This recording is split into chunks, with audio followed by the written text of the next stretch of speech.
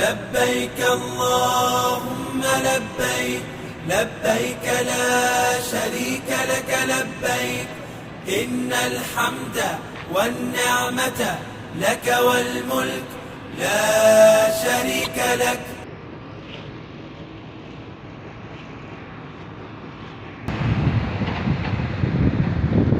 আসসালামু আলাইকুম।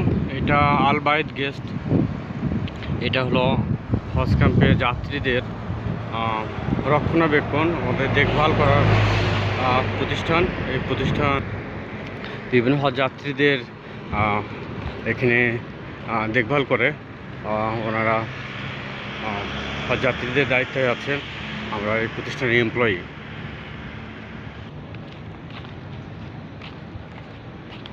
এখানে আপনারা দেখতে পাচ্ছেন এগুলো তাঁবু।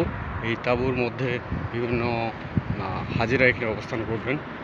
আজকে আসবে, আজকে শুক্রবার দিন, কালকের দিন পরে ঈদ। আজকে থেকে এখানে হাজিরা আসতে শুরু করবেন।